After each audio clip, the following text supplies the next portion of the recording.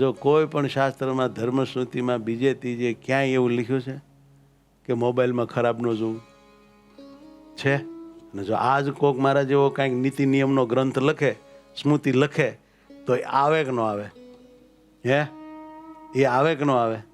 ત્યાર પછી અને આ ત્યાગ બહુ કઠણ ને બહુ મુશ્કેલીવાળો છે.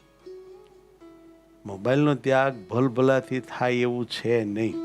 ખરેખર આ કલ્યાણકારી વાતાવરણનો ત્યાગ થાય, પણ મોબાઈલનો ત્યાગ ન થાય. એને એકને અર્થે બધાનો ત્યાગ થાય. એટલો આ ત્યાગ ભારે છે, કઠણ છે. અને એમાં જ મોક્ષ મનાય છે બધાને, મોબાઈલમાં જ. એમાંથી જાણે કલ્યાણ પ્રાપ્ત થઈ જવાનું છે, ભગવાન એમાંથી જ મળવાના છે એવું મનાય છે. આજનું બધું આવું છે, જરા વિચિત્ર, ખાતું વિચિત્ર છે. હવે તમને હું કહું, આજે સ્વામિનારાયણ ભગવાન જો શિક્ષાપત્રી લખે તો એમાં મોબાઈલનું નામ આવે કે ન આવે? નેટનું નામ આવે કે ન આવે? ભલે હપોચું બંધ કરવાનું ન કે, પણ એમાં કાંઈક વિવેક તો આવે કે ન આવે? અને વિવેક પાળવો એટલે ભગવાનની આજ્ઞા પાળવી, ને ભગવાનની આજ્ઞા એ પાળવી, એ તો આજના કાળમાં બહુ કઠણ છે. એ લોકોએ એવા બધાને મૂર્ખ બનાવી દેવા માટે આમ ગોઠવીને અંદર પ્રોગ્રામો નાખ્યા છે.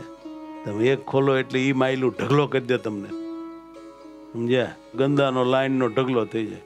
તમે નીકળી જ ન કહો, એક જો ને બીજું જો ને બીજું જો ને, લાલચમાં લાલચમાં ગુજરી જાઓ. કેટલા વાગી ગયા એની ખબર ન રહે. ઊંઘ બગડે, માથું ચડે, તબિયત બગડે. એવી વિચિત્રતા છે. હવે આજ એનાથી બચવું એટલે માયાથી સાક્ષાત બચવા જેવું કઠણ છે. જાણો, આજ તમે નહીં માનો, આ મોબાઈલમાં ખરાબ જોઈ જોઈને નાની ઉંમરના છોકરાઓ શક્તિપાત કરી રહ્યા છે. બહુ જ આજે લોકોનું નૂર હણાઈ રહ્યું છે, તેજ હણાઈ રહ્યું છે, શક્તિ ખતમ થઈ રહી છે. એટલું બધું એમાં જોઈ જોઈને વિકારવાન થઈને ન કરવાનું કરે છે, બળાત્કાર કરે છે, ઘરમાં ને ઘરમાં. પછી એવું બધું જોઈને કુદૃષ્ટિ થાય છે, પરસાપરસી થઈ જાય છે, કાંઈ મા બેન દીકરીનું ભાન રહેતું નથી. આવી બધી બહુ મુશ્કેલીઓ આ બધું ખરાબ જોઈ જોઈને વિકૃત વધતી જ જાય છે, વધતી જ જાય છે. આનો કોઈ કંટ્રોલ નથી.